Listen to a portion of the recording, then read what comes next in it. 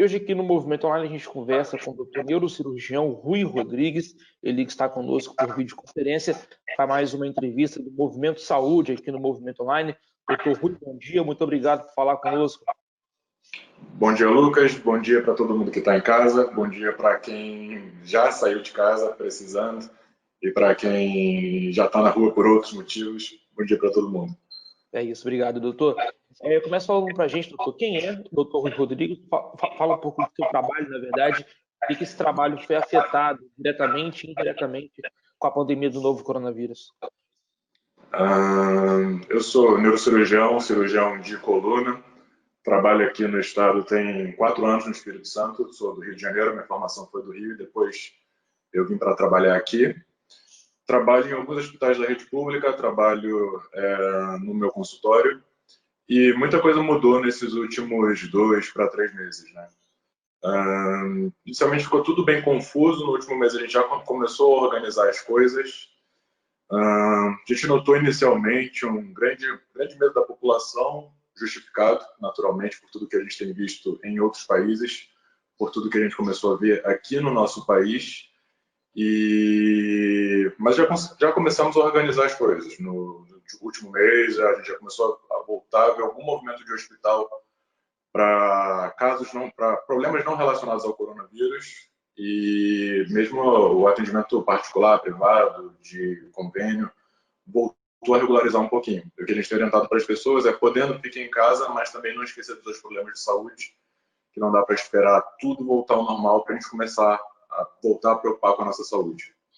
Esse é o grande dilema, né? Como voltar aos poucos a cuidar da saúde, porque outras doenças não esperam a pandemia passar para se manifestar. Exatamente. Doutor, qual foi o principal impacto nas consultas particulares, principalmente em relação à pandemia?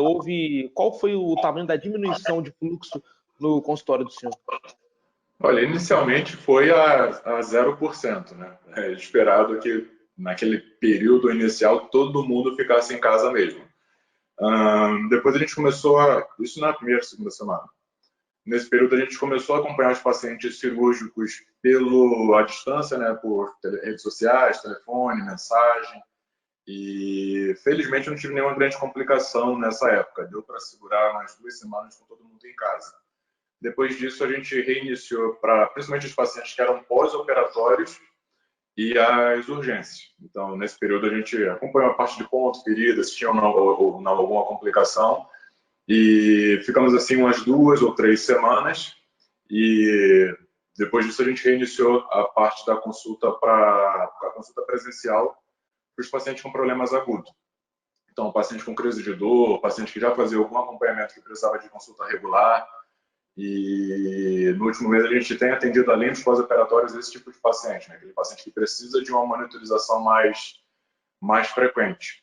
E agora esse mês a gente já está abrindo para todo mundo, né?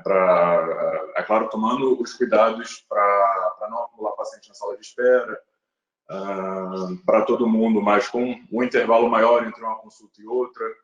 E o plano para esse mês é tentar aumentar, sair daquele... A gente não vai conseguir voltar aos 100% que era lá para fevereiro, mas é esperado que pelo menos uns 50% do volume para esse mês a gente já consiga voltar a atender.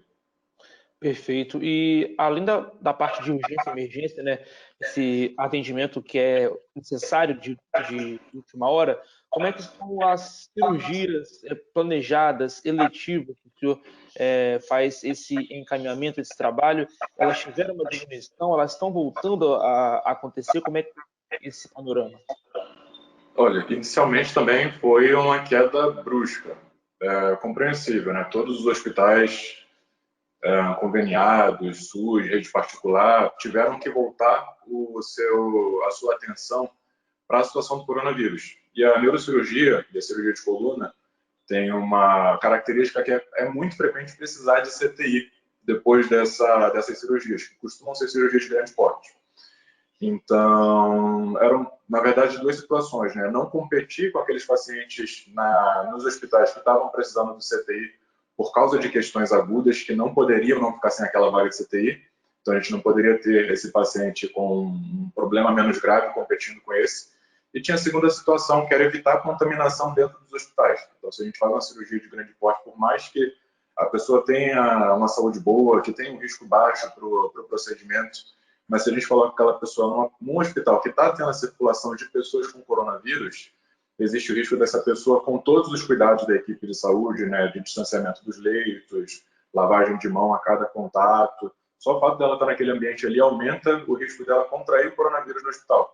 Então, a gente precisou dar 5 passos para trás com esses problemas de saúde não emergenciais, porque estão 2 pacientes que precisam do leito do coronavírus, e para evitar a contaminação dessa pessoa, muitas vezes saudável, que vai fazer uma cirurgia de coluna, vai fazer uma cirurgia cerebral, para ela não pegar o coronavírus no hospital. Então, precisamos dar 5 passos para trás, estamos avançando devagarzinho agora para tentar resolver esses problemas acumulados.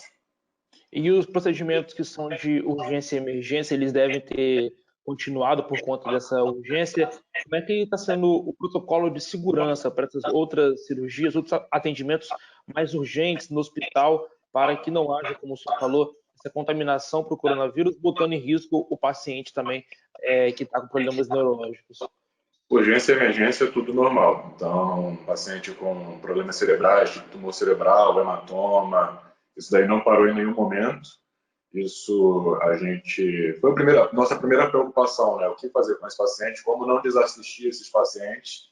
Então, inicialmente foi reservado o espaço para o atendimento desses pacientes, tanto na chegada quanto nas enfermarias.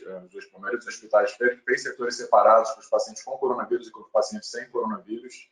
Então, existe a separação dentro dos hospitais dos grupos de paciente, individualmente um maior distanciamento, sem contar os cuidados, né? Então, desde sempre, todo mundo com máscara, a atenção redobrada com a lavagem das mãos. Sempre existiu a atenção, né? Os protocolos de lavagem na mão antes e depois do contato com os pacientes. E isso, depois da pandemia, ficou mais rigoroso ainda. Então, desde o minuto da chegada do paciente, atendido por recepcionista com máscara, com o aumento da distância, iniciando o atendimento no serviço de emergência também, uso de máscara, lavagem frequente de mão, protocolo de centro cirúrgico, é tudo voltado para isso daí também, protocolos especiais de intubação pelo pessoal da anestesia, protocolo de assistência para a ventilação desse paciente. Doutor, mais uma questão, o senhor falava, antes de falar das cirurgias, do atendimento de emergência, que logo no começo o senhor conseguiu fazer alguns acompanhamentos de pacientes do senhor por rede social, por mensagem e tal. A gente tem falado com outros médicos sobre a telemedicina, né? O atendimento remoto, por videoconferência, ou por mensagem mesmo, ou por ligação. Como que o senhor avalia esse tipo de trabalho, esse tipo de ferramenta para auxiliar não só na pandemia do coronavírus, no tempo de isolamento, mas depois também da pandemia, essa pode ser uma ferramenta a ser usada pelo senhor e por outros médicos? Qual a sua avaliação sobre isso? Essa coisa da telemedicina, na verdade, isso foi uma discussão polêmica do ano passado. Até então, na prática, a gente não tinha experimentado, todo mundo tinha alguma opinião. Eu tinha realmente dúvidas de como ia funcionar. A nossa prática da neurocirurgia envolve muito exame físico, principalmente na primeira e segunda consulta. É uma prática voltada para o exame físico.